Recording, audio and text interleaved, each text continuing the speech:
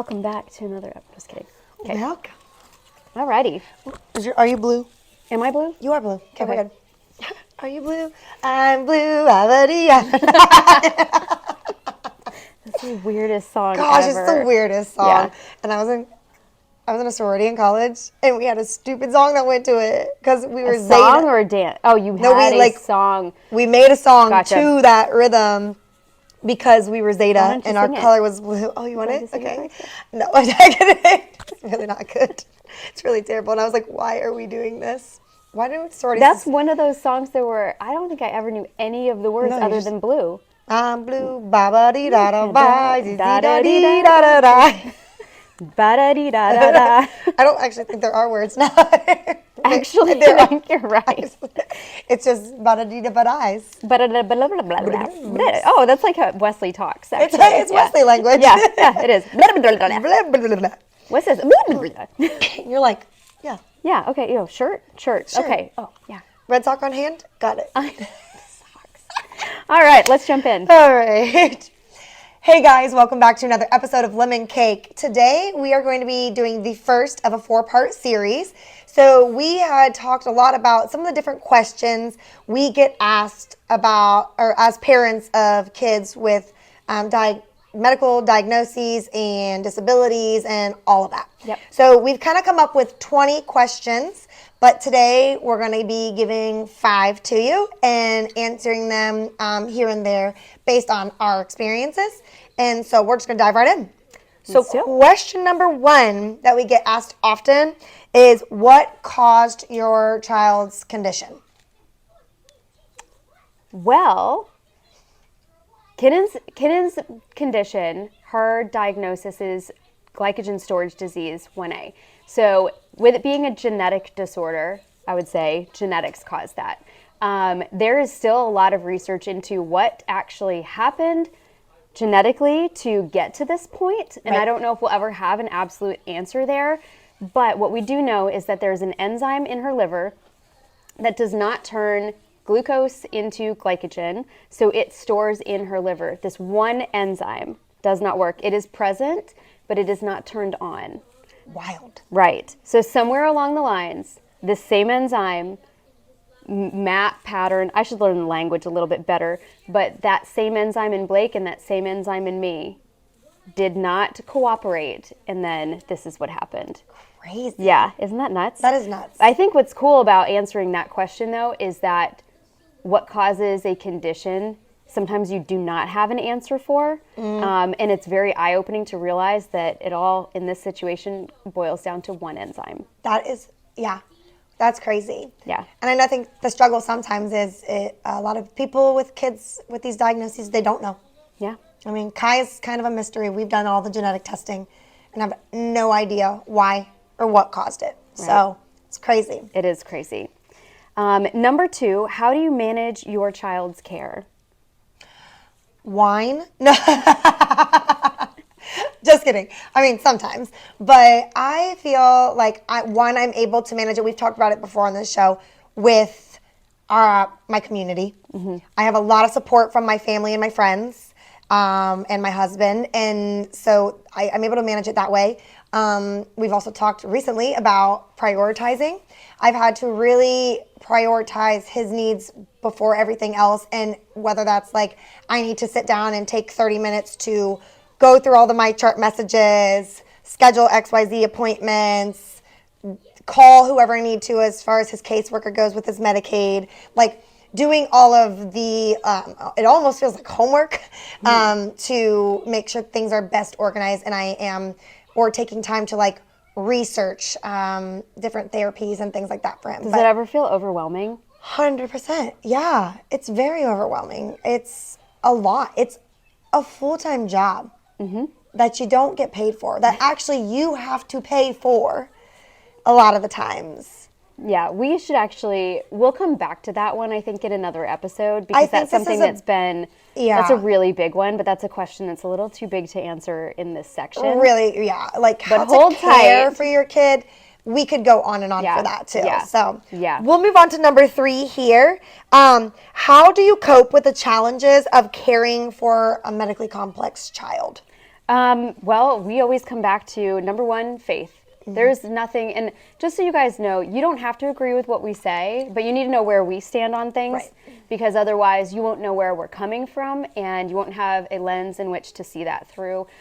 So my lens is Jesus, and there is no other way that I could do what I'm doing without my faith and leaning on Scripture. In fact, we have a laundry list of scriptures that we have memorized and stand on and pray over Kenan, and it helps to center us and keep us focused on the bigger picture. Outside of that, immediate community, we always talk about this. Our spouses are huge. Our parents, having our friends that are supportive. I would say that when it comes down to coping with the challenges, it's about who you surround yourself with. Yeah. Yeah. And then managing yourself mentally as well. There's a lot of different techniques, therapy, different things you can do there as well. But first and foremost, faith and community. I'll plug in too. For me, it's this. Yeah. It's lemon cake. It's this friendship and being able to have these conversations with someone who I feel aligns so much, and we can share that with other people. And that's another way to definitely cope with it. Absolutely. Yeah. Okay, Amber, number 4. What are the long-term prognosis and outlook for your child? Ooh, can you imagine somebody on the street just being like, hey, so what's the long-term prognosis? And this is a question we get from people that know us a little bit better. Right. And if you're in this situation, you've probably had this too. And I will say, it's so funny because at the beginning, I did not even think about this. I was so hyper focused on the day-to-day, moment-to-moment that I was like, I can't even fathom thinking about long-term. Right. Now, as we're 6-7 years in, I think that starts to set in, and when you find your rhythm, that starts to weigh more heavy. And I definitely think this could be something we could touch on in a whole other episode itself as well. But as far as Kai goes, long-term prognosis is really unknown. And that's really scary. And I've had to unpack a lot of what that would really look like for us in the future. But I will say that medically wise, Kai is very stable, fairly healthy. He eats well, he's growing, he's meeting milestones at his own pace. One of the biggest things that is a fear factor of ours is just with epilepsy is SUDEP, which is sudden unexplained death of epilepsy. And that could be someone who is a full-fledged, typical, functioning adult with epilepsy. Right. That could be affected by that. So I don't dwell too much in that. So I really think that long-term prognosis is really unknown. And I think a lot of people with some of these rare diagnoses can resonate with that because there's a lot that we don't know. Yeah. Especially when it comes to the brain. Yeah. If it's something that's affecting the brain, it's it could do something miraculous. And you just never really know. Right. Yeah. Yeah. And I'll just add to this really quickly. I think that one of the things that both you and I have had to realize, and a lot of parents of medically complex kids have to realize, is that the reality is we don't know what the future looks like, and we may be caretakers forever. Yeah. So one of the things that can be very hard to hear is when, and I'm not saying if you have typical children, don't talk about this around us. Right. We're fine. We're not going to, it might be a little triggering, but that's on us to deal with. Right. When people are talking about their kid going to college or moving out or what they might do in life, we don't know what that looks like. And we don't know if this is forever a child that will be with us. Right. And that's something that we have to face the reality of. Right. Plan around. Yeah. And hope for the best, obviously. Yeah. But yeah. Okay, moving on to number 5 to wrap this one up is how can we support you and your family? We definitely get that question a lot. We do. Yeah. Yeah.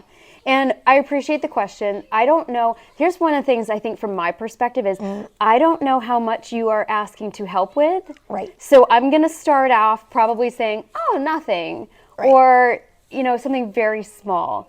But if I were to have my own request, it would be help me with my child, get to know them, be willing to learn the medical complexities and be willing to learn the tools and the tube and the feeding and the glucose checks and the Learn behaviors. how to hook up her backpack and Yeah. start a feed or turn off a feed. Just or, come and do it. Yeah. I mean, with my permission. Don't like just walk in my house. But, you know. Hi, I'm here. But I think that it's really hard for me to tell if somebody really wants to help with that much because it is a lot. It's overwhelming. Yeah. We don't even ask our own family to help with a whole lot unless we really, really need it Right. because we understand that what we're asking is above most people's capacity. Right. And not that my capacity is any greater. It's just that it's my child, you know? Right.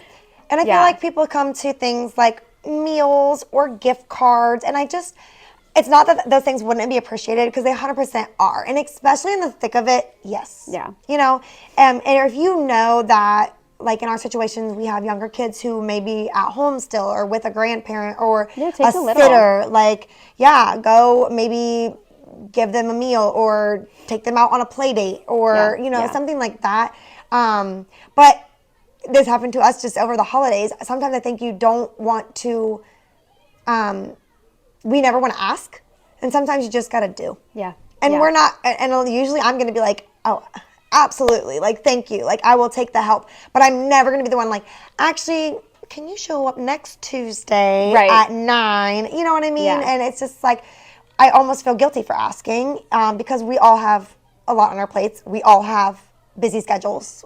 We all have things that we need to prioritize. So it can get kind of sticky. So I think getting to know that person and asking them, but then also offering ideas and allowing them to either accept it or say, no, thank you. I Yeah. think we're okay with that is how Well, you can support. That's such a good point. I want to touch on this before we wrap up because as a business owner, Amber and I are both entrepreneurs.